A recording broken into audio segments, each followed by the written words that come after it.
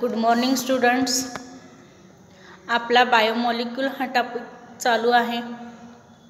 ह्या टॉपिकमध्ये आपण मागच्या तासाला कार्बोहायड्रेट्स पाहिलेला आहे.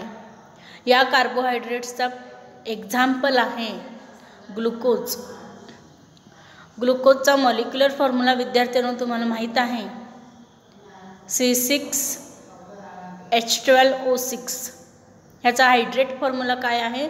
C6H2O ब्रॅकेटच्या बाहेर 6. मग हा जो ग्लुकोज आहे ह्याचा स्ट्रक्चर या ठिकाणी समोरच्या PPTमध्ये विद्यार्थ्यांनो दिलेला आहे. ह्याच्यामध्ये एकूण 6 कार्बन ॲटम्स आहेत. पहिल्या कार्बन ॲटमला काय आहे? अल्डिहाइड हा फंक्शनल ग्रुप आहे, C डबल बॉन्ड H. त्यानंतर पहा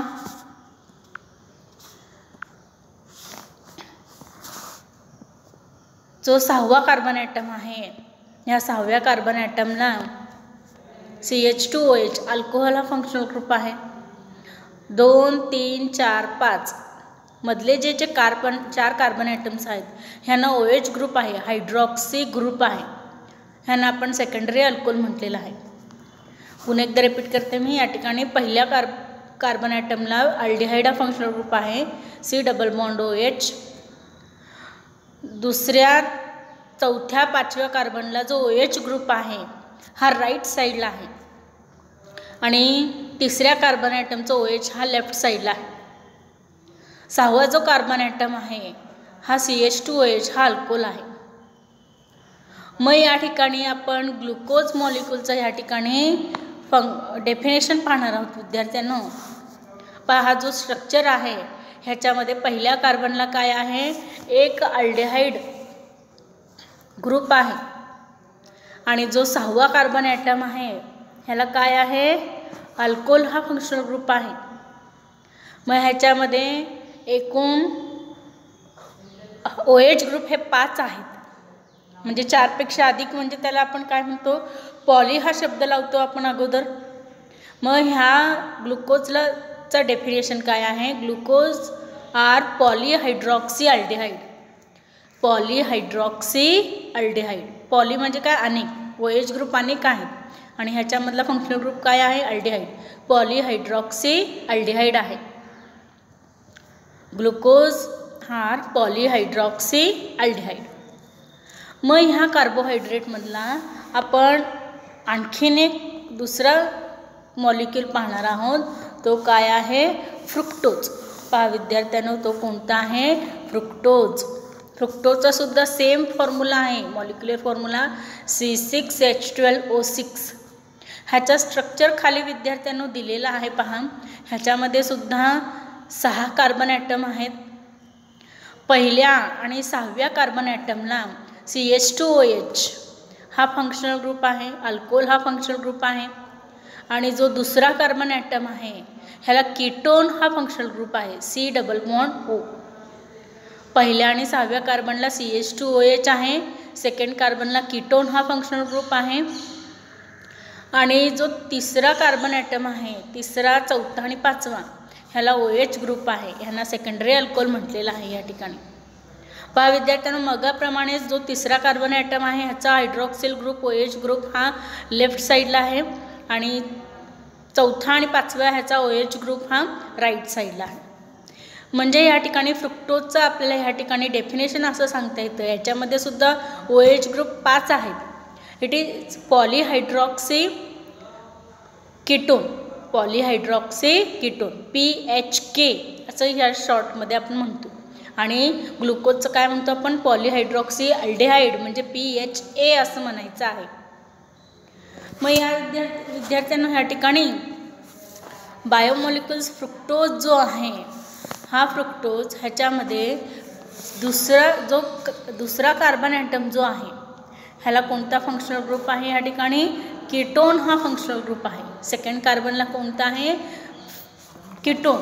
आणि या ठिकाणी पहिल्या आणि 6व्या कार्बन ॲटमला काय आहे? अल्कोहोल आहे.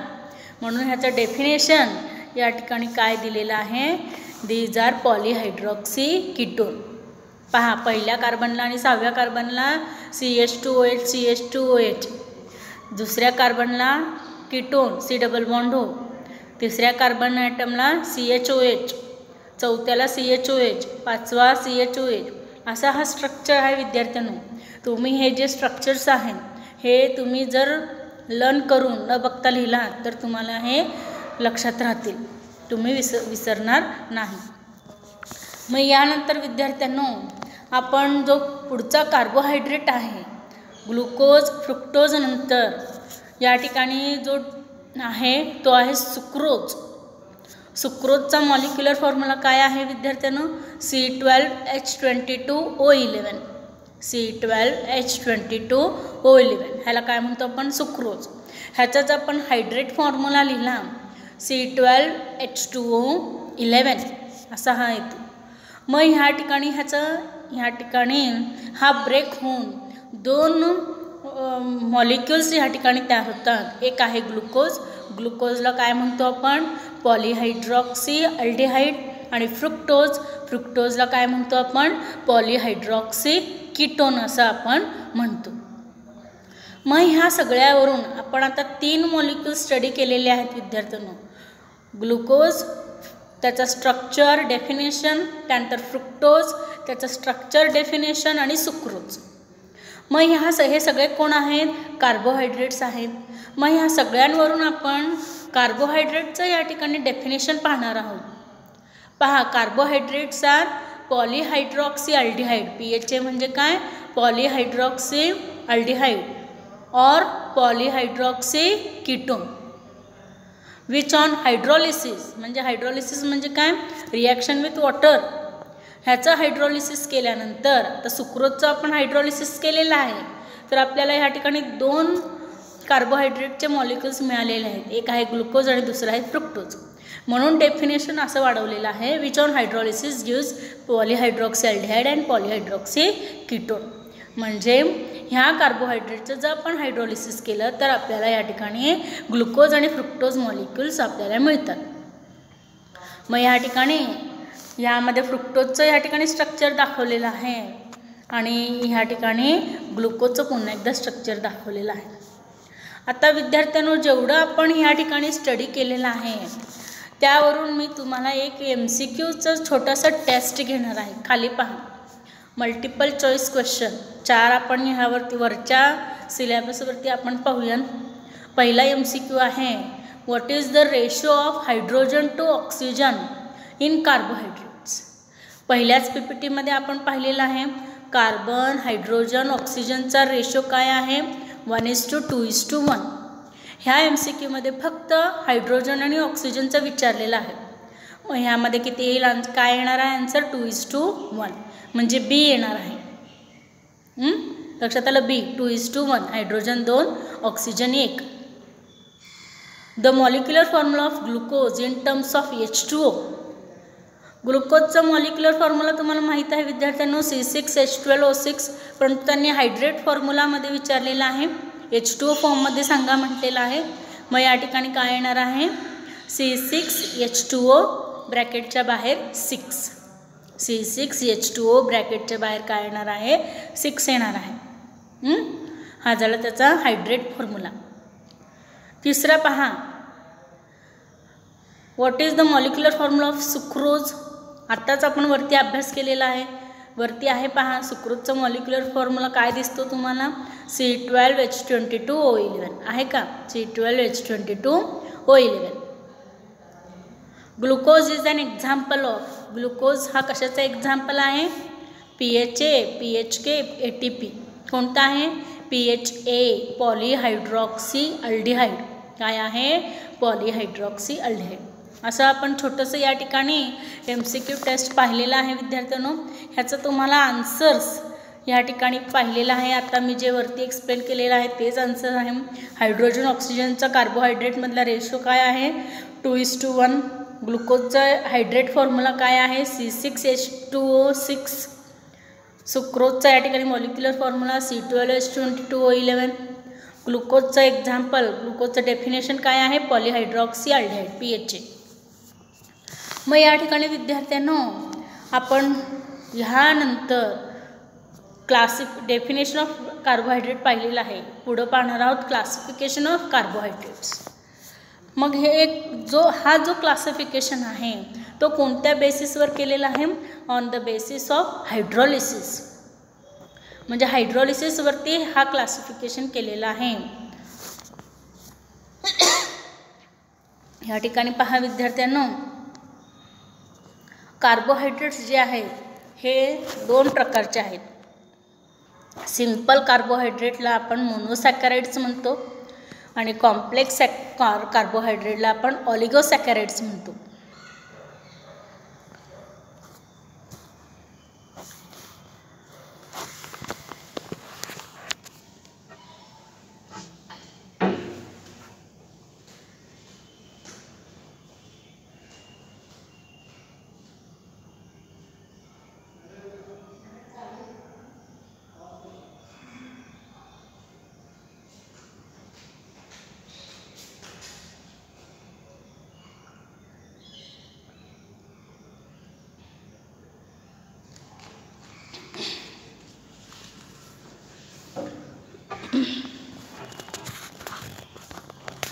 विद्यार्थ्यांनो, कार्बोहायड्रेटचे 2 टाइप्स आहेत, simple carbohydrates and complex carbohydrates.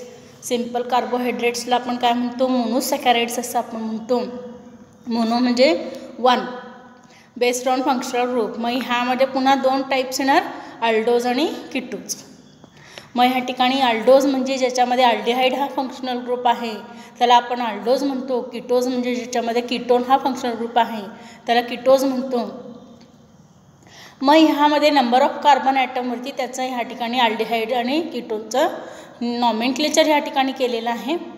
जर ह्याच्यामध्ये 3 कार्बन ॲटम्स असतील तर त्याला आपण ट्रायोज म्हणतो.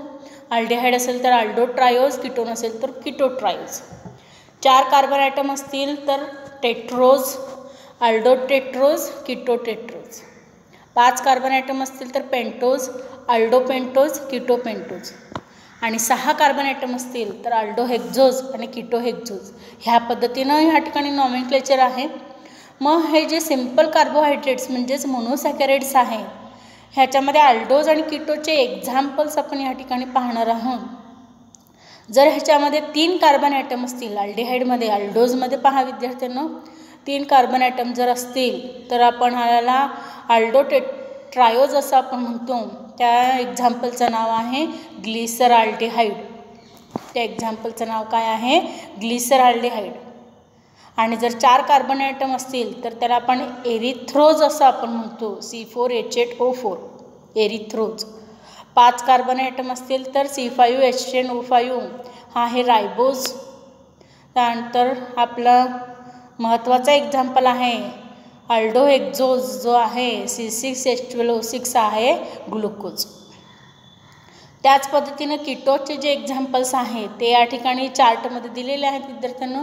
C3H6O3 ह्याला आपण ह्याच्यामध्ये 3 कार्बन ॲटम आहेत, डाहायड्रॉक्झी ॲसिटोन असं आपण म्हणतो. C4H8O4 4 कार्बन ॲटम आहेत, एरिथ्रुलोज.